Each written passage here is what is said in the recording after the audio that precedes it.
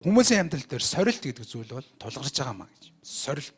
За энийг өөрөөр сорилт гэж хэлж болж байна, бэрхшээл гэж хэлж болж байна. За залуучуудын яриглаа манайхаар проблем, асуудал тийм ээ гэж ойлгож болж байна. Өнөөдөр бидний амьдрал дээр өдөр бүр хүн төрлөختний амьдрал дээр сорилт гэдэг зүйл бий болж байгаа. 10 удаа ижил ихнээс гарах юм бол та нар чурсан сорилтанд хүнд тохиолддог зүйл юм а гэж. Энийг авчихсан. Тэгэхээр хүний амьдрал дээр нэгдүгээрхэн чухал зүйл юу гэхээр хүн бүрийн амьдрал дээр сорилт бэрхшээл тулгардаг гэж. Дагаад хэлэхгүй хүн бүрийн амьдрал дээр сорилт бэрхшээл тулгардаг. Амьдрал дээр сорилт бэрхшээл тулгардаг гэж. Хүмүүсээ хэлсэн дээ. Окей. Хүн бүрийн амьдрал дээр сорилт бэрхшээл гэдэг зүйл тулгарч байгаа. Тэр нь ойлгомжтой. Тэгэхээр харин хэмжээний хувьд нь харилцан адилгүй янз янзын байдалтайгаар байна. Тэгэхээр би танаас нэг асуулт асуумаар та болж өгвөл доор бичиж болж гин эсвэл дотроо бичиж болж байна. Өнөөдөр таны амьдрал дээр танд ямар сорилт, бэрхшээл, асуудал байна вэ? Нэг бодоод үзэх үү. За өнөөдөр танд ямар сорилт, бэрхшээл, асуудал, проблемнууд байна вэ? Гэр бүлийн хувьд нь, санхүүгийн хувьд нь, өөрийн үнэлэмжийн хувьд, бусдад харилцааны хувьд, ажил, гэр, чуулган аль нэгэн талбар дээр танд ямар сорилт, бэрхшээл, асуудал байна вэ? За ингэж асуух юм бол энэ дага хүмүүсээс нэг хүн ч гэсэн надад проблем байхгүй гэж бараг хэлэхгүй байх. Заримх нь жижигхэн, заримх нь том чамаагүй, заримх нь уйлах хэмжээтэй, заримх нь инээх хэмжээтэй, янз янзын хэмжээтэйгээр сорилт бэрхшээлүүд байгаа. Тэгэхээр нэгдүгээрх нь юу гэхээр хүн бүр сорилт бэрхшээл тулгардаг юм а гэдэг бид ойлгох ёстой юм. Та заримдаа зарим нэг хүмүүсийг харахтаа энэ хүн ёстой нэг жаргалтай харагдах юм а. Энэ хүн ёстой юмч зовлон бэрхшээл тулдахгүй хаа. Энэ яаж энэ хүн шиг жаргалтай амьдрах уу гэж бодож магадгүй. Гэтэ гадна талаасаа тэр хүн ичнээн жаргалтай юм шиг харагдаж байгаа ч тэр хүний бас сорилт, бэрхшээл, зовлон, асуудал гэж байгаа гэдгийг ойлгох хэрэгтэй. Нэгдүгээрх нь та нарт өчсөн сорилт нь хүнд тохиолддог зүйл юм а гэж хэлсэн. Коринт чуулганы итгэгчний амьдралд ч гэсэн сорилт бэрхшээл тулгарсан. Харин Паулаар дамжуулан эзэн бурхан юу гэж хэлж байгаа нэхээр Коринтчуудаа та нарт сорилт бэрхшээл тулгараад байгаа нь хүнд тохиолддог зүйл л тулгарч байгаа маа гэж хэлж байгаа. Тэгэхээр ингэж бодохгүй гэсэн юм. Хүмүүсийн амьдрал дээр сорилт бэрхшээл янз янзын талбар дээр тулгарх юм бол хүмүүс ингэж боддог байхгүй юу? Тухайн үедээ зөвхөн надад л энэ зүйл тулгараад байна гэж бодож байдаг.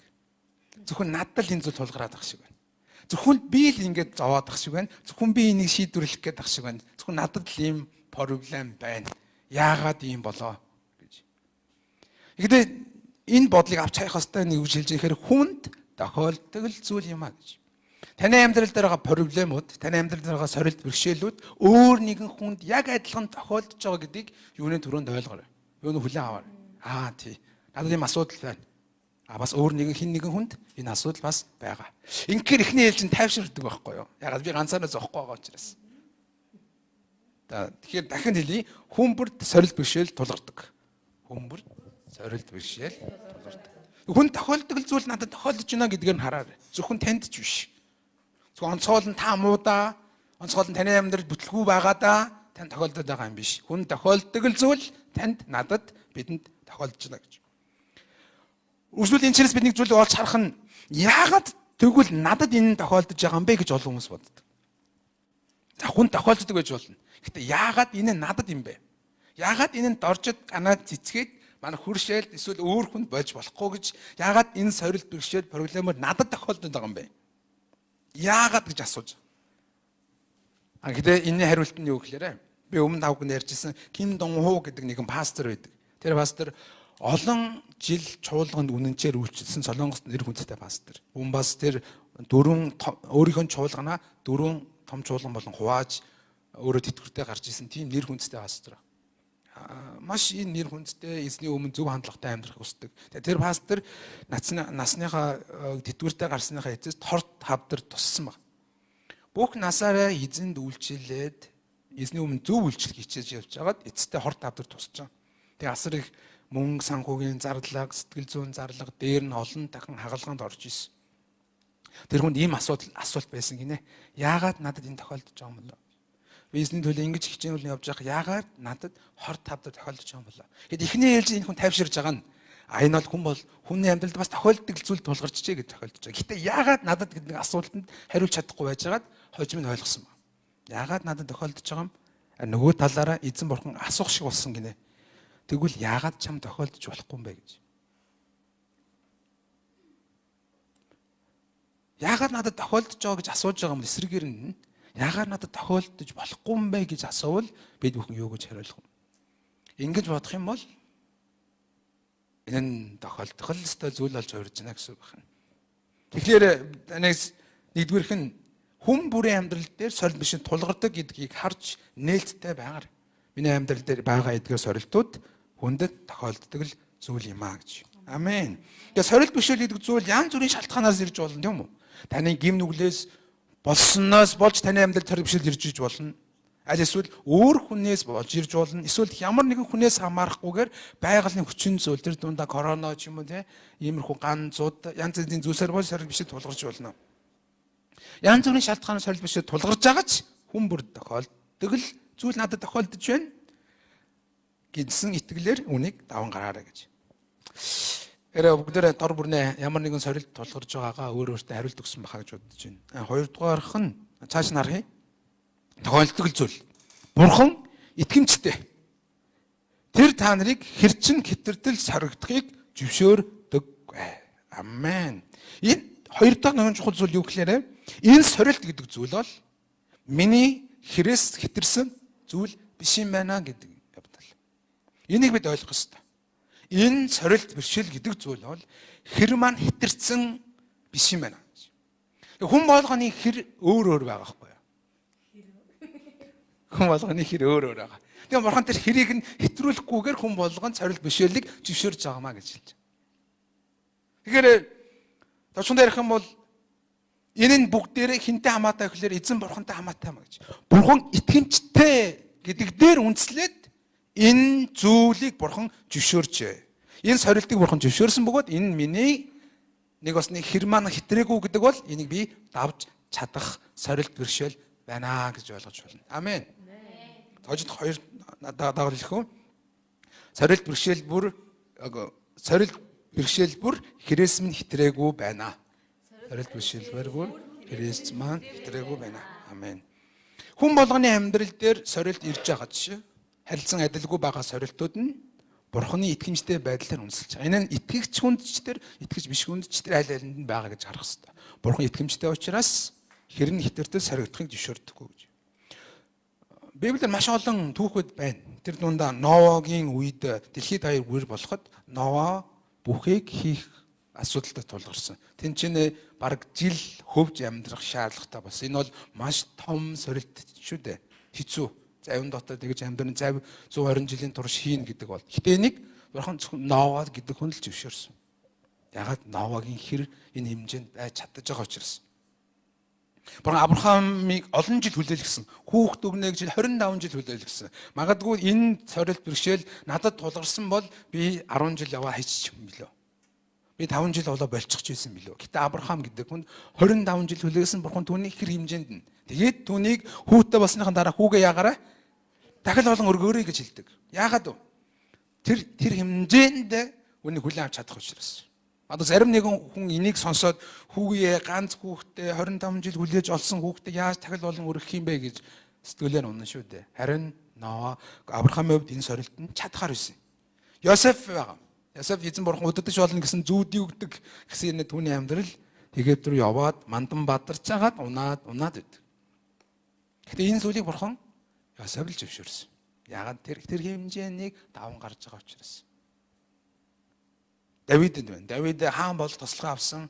Тэгээд тэр Саул хаанд олон жил хөөгдөж, олон жил зүхтэж, үхлийн аюултад нүүр тулж явж исэн. Гэтэ энийг Давид л зөвшөөрсөн. Иремаа байна. Мосея, тэм Паул, хамгийн тавхан сайн мэдж байгаа Йоб байна. Йобын амьдралыг харах юм бол бүх нэг өдрийн дотор бүх мал хуваа алдаж, үр хүүхдүүдээ алддаг. Өөрөө тэгээд маш хүнд өвчин тусдаг шүү дээ. Энийг бурхан Йобд л зөвшөөрсөн. Учир нь бол Йобын хэр хэмжээнд байгаа учраас. Энэ шиг бурхан өөрөө итгэмжтэй тэр бурхан өөрийнхөө хүүд охин зөвшөөрж байгаа сорилтыг мэдж байгаа гэж байна. Бурхан зөвшөөрж байгаа ч Бурханы гар таны амьдралд байгаа сорилт бэрхшээлийн дээр байгаа юм. Тиймээс Бурхан юу жилж байгаа нэхэр энэ хэмжээнд болохгүй. Миний хүү энэ хэмжээг бол даахгүй учраас энэ хэмжээнд сорилт би зөвшөөрөхгүй. Энэ хэмжээнд бол болно. Миний охин энийг давчна гэж Бурхан хүсэж хүлээж харж байгаа гэж хэлж байгаа. Тэгээ ягаад зарим хүмүүс асууж ягаад сорилт бэрхшээл гэдэг зүйл хэрэгтэй юм бэ? Энэ бусдаас шалтгаалаагүй сорилт бэрхшээл таны амьдралд сулгарч болохч Бурханы зөвшөөрж байгаа шалтгаан сорилт бэрхшээлээр дамжуулан та бид хатуужилтай болдог шүү дээ. Амен. Бид хүнийг ойлгодог болдог. Бид эзэн Бурханыгаа улам илүү дагаж төлөвшдөг. Тиймээс сорилт бэрхшээл гэдэг зүйл зайлшгүй ба. За, тэгэхээр нэг зүйлийг ойлгож болох нь миний амьдрал дээр байгаа сорилт бэрхшээлүүд энэ проблемууд энэ асуудлууд бол миний хэрнээс хэтрээгүй зүйл. Үүнийг би давж гарч чаднаа. Энэ итгэл тань дотор байх ёстой. Амен. Окей, битэн марстаарай. Тиймээс энэ үедээ хүмүүс ингэх гээд байдаг. Сорилт бэрхшээл тулгархаар хоёр эсрэг хандлага гардаг. Нэг бол зарим хүмүүс бүр хэд зөхөрдөг байна. Би чадахгүй мэн. Бүтэхгүй мэн. Ингээл миний амьдрал дуусна гэж зарим хүмүүс амьдрал тулгаж байгаа асуудалтай бууж өгч, арх дарсанд орж, зугаа цэнгэлд орж, амьдралын төлөө ямар ч идэхгүй болж бууж өгдөг. Харин амьдралын асуудал тулгараад, бэрхшээл тулгараад та бууж өгж байгаа бол та итгэлгүй байна гэсэн үг юм. Энэний ард эзэн Бурхан итгэмжтэй бөгөөд хэрэс хэтрээгүйгээр барьж байгаа гэдгийг харахгүй байна гэсэн үг юм. Хэд битгий зөвхрөөр амен. Хэлэхгүй юу? Битгий зөвхрөөр. Амен. Учир нь Бурхан итгэмжтэй учраас тэр дааж чадах зүйлээс зөвшөөрсөн учраас зөвхөрж болохгүй шүү. Би чадахгүй юм байна, болохгүй юм байна, бүтэхгүй юм байна. Ийм зүйл битгийлээрэ. Хоёрдугаарх нь та хэд өөртөө найдах хандлагатай гардаг. ертөнцийн үйл итгэж хүмүүс бол энийг хамгийн хийдэг. Сорилт бишээ тулгарх юм бол би ихгүй юм бол өөр хин их юм. Би өөр энэ төлөө явахгүй бол хин явах юм гэсэн хандлагаар өөрөө өөртөө хит найдаж үүний төлөө зүтгэдэг. Харин бидэнд ингэж зүтгэх нь ч гэсэн буруу хандлага юм. Учир энэ нь Бурханы үгүйсгэж байна гэсэн үг. Энэ сорилт бишээлийг би давж чаднаа гэсэн хандлага байна. Энэ нэг талаараа зөв юм шиг харагдаж байгаа.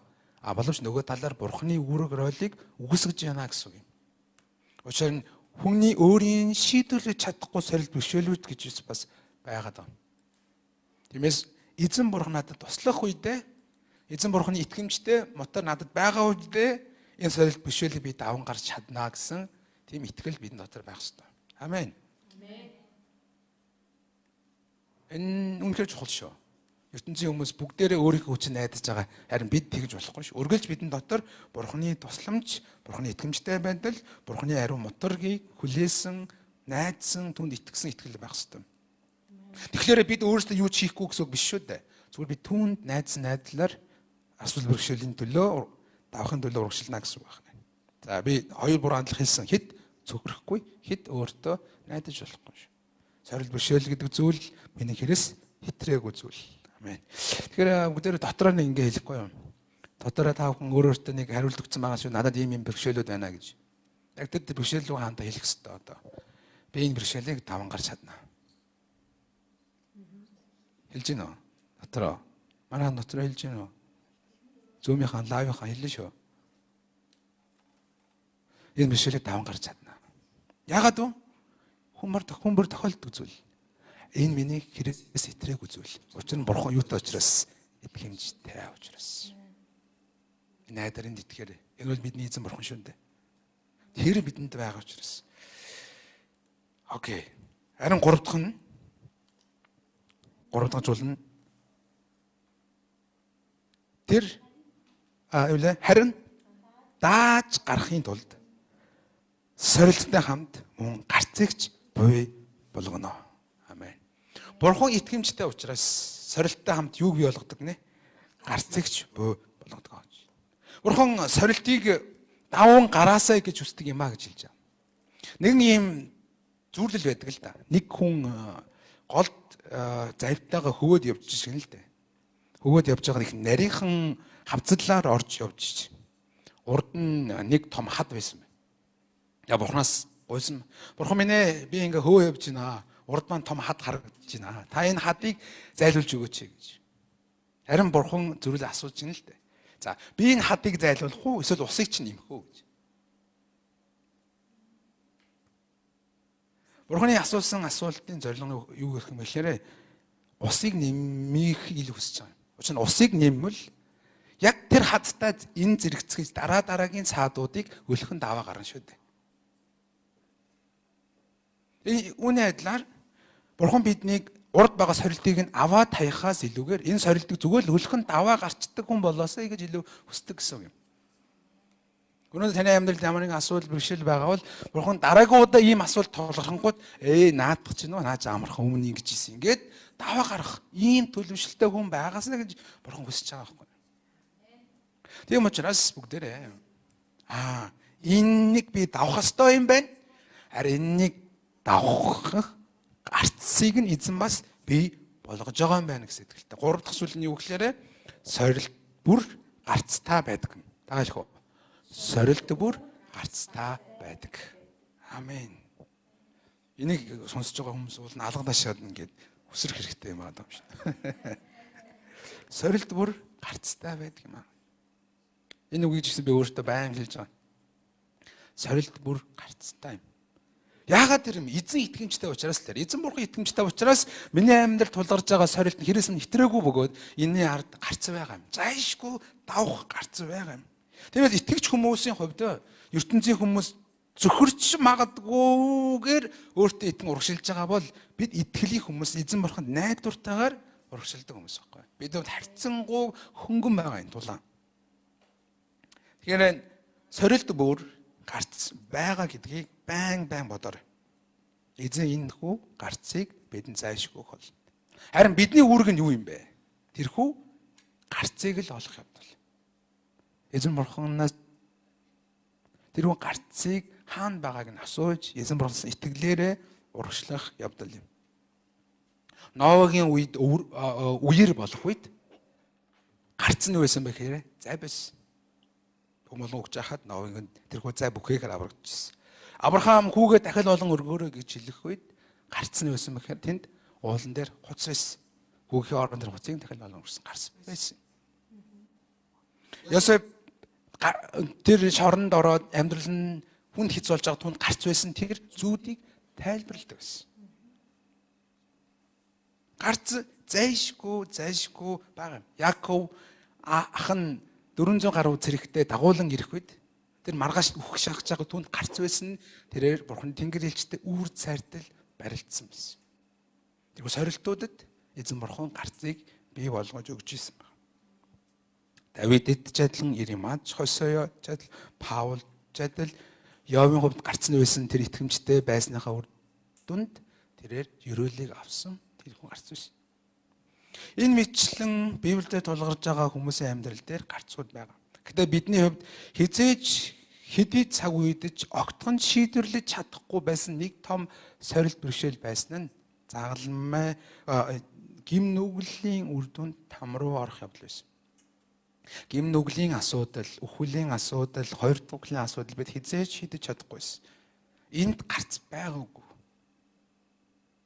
Харин Есүс загалмай дээр цовдлогдож тэрээр 3 дахь удаа өхлөөс амьснараа бидэнд энд гарцыг гаргаж өгсөн. Хүн зөвлөгтний түүхэнд хамгийн том сорилт бэрхшээл, хүн зөвлөлийн түүхэнд хамгийн аюултай сорилт бэрхшээлд Есүс өөрийнхөө амьмаараа гарцыг бий болгож өгч байгаа. Энэ бол үнэхээр гайхамшигтай байл. Тиймээс юу ч хэлэх гэхээр сорилт бүр дээр их эзэн гарцыг бий болгож өгч байгаа. Болохгүй байсан сорилтонд Есүс эзэн өөрийнхөө амьмаар хүртэл тэрхүү гарцыг бий болгож өгсөн гэсэн. Тэгээд бидэнд дотор юу байх хэвээр ийм итгэл байж байгаа хэвээр байхгүй. Ийм итгэл байх хэвээр. Сорилт бүр гарцтай юм аа.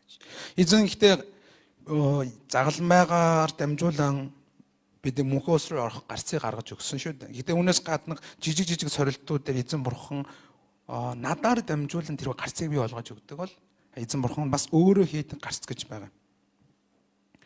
Зарим нэгэн сорилтууд дээр эзэн Бурхан бидэнд хүчийг өгснөөрөө тэрхүү сорилт бэрхшээлийг даван гарах гарцыг бий болгож өгдөг бол харин зарим нэгэн сорилтын дээр эзэн өөрөө 100% өөрийнхөө оролцоогоор гарцыг бий болгож өгдөг. Тэгээс би яагаад энийг ярьж байна гэхээр зарим нэг хүмүүс зүгээр залбираад гунгаа сорилт бэрхшээлийг эзэн Бурхан шийдвэрлэж өгөхийг хүлээдэг байхгүй. Харин эзэн бурхан зарим нэгэн сорил бишэлийг бидрээр дамжуулан бий болгож өгдөг. Цаалыг байна уу? Амен. Харин зарим нэгийг нь эзэн бурхан өөрөө бий болгож өгдөг. Энгийн жишээ авъя л да. Оюутнуудын сургалтын төлбөр жишээ авах юм бол зарим тохиолдолд эзэн бурхан чи ажиллаа хийгээд сургалтын төлбөр олоорой гэж. Харин зарим тохиолдолд эзэн бурхан хин нэгэн хүнээр дамжуулан сургалтын төлбөр хангаж өгч байгаа ч гэдэг. Тэгм бол яг тэр сорил бэрхшээлийг давах хоёр хандлан талаар энд өгүүлж байна гэсэн үг байна. Өнөөдөр таны амьдрал дээр байгаа сорил бэрхшээлийг нэг бол та бурхантай зэрэгцэн хамт даван гарна.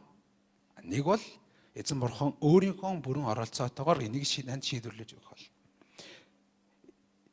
Самуэль номуудыг, Хаад номуудыг харах юм бол Давидын тулаанууд гардаг. Давид хаан тулаанд явахдаа яг хоёр зүйл байдаг. Эзэн Давидтай хамт байна гэж тэгээд тулаанд ялдаг бол нөгөө нэгэн талаараа эзэн бурхан өөрийнхөө оролцоотойгоор тэдний хүчийг бараг зарахгүйгээр тулаанд ялтыг өгдөг. Хаад ном уншаарай манайха. Маш гайхалтай түүхүүд олон гардаг. Тиймээс бурхантай хамт сорил бэрхшээлийг та өөрөө даван эсвэл бурханы оролцоотойгоор даван гарна гэсэн үг байна. Амен. За өнөөдөр маш чухал зүйлийг авч харлаа шүү. Хэрхэн итгэлээр сорил бэрхшээлийг даван гарах вэ? Нэгдүгээрх нь би юу зүг сурсан байх гэхээр хүн бүрийн амьдрал дээр сорил бэрхшээлийг үзвэл тулгардаг юм аа. Ганцхан тань тулгараад байгаа зүйл биш юм аа. Хүн болгон тулгарч байгаа юм аа. Тиймээс таны үүрэх ёстой, таны даван гарах ёстой, таны энийг туулаад дараагийн удаах тэр хөнгөн алхах ёстой тэр нэгэн зам бол байна юм. Хоёрдугаарх нь энэ сорил бэрхшээл бол миний хэрэгс хэтрээгүй маа. Өөрөөр хэлбэл би энэ сорил бэрхшээлийг даван гарч чаднаа юм. Даван гарч чаднаа. Йов, Авраам, Йосеф, Давид, Хосея, Паул, Йов, Ноа бүгд даван гарсан шиг би ч гэсэн энийг даван гарах болно. Тиймээс би хит зөвхөрөхгүй, би хит өөрийнхөө хүчинд найдахгүй байх болно. Эзэн бурхан итгэмжтэй учраас. Гуравдугаархан би юу сурч авах гэхээр сорил бэрхшээлтэй хамт эзэн гарцыг бий болгодог юм. Энэний зайшгүй гарц байгаамаа. Зайшгүй гарц байгаамаа. Эзэн надаар дамжуулан гарцыг бий болгож болно. Эзэн өөрөө гарцыг бий болгож болно гэсэн.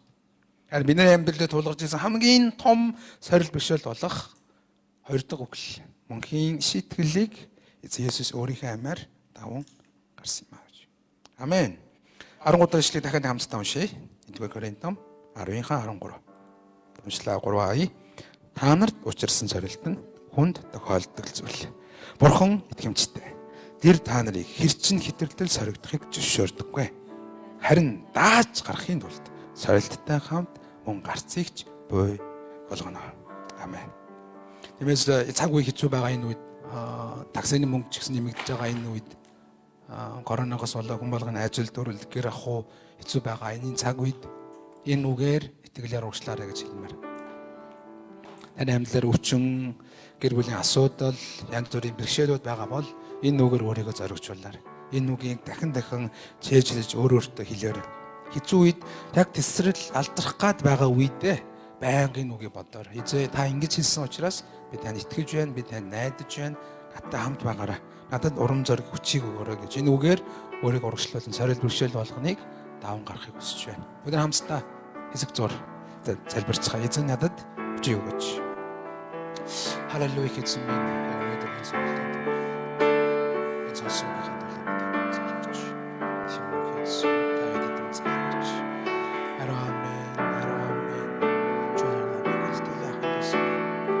Агин хүн тийчүү цаг үеийг энэ үгээр гаргаж. Энэ Монгол чуулганууд маань энэ хэцүү цаг үеийг энэ үгээр гаргаж.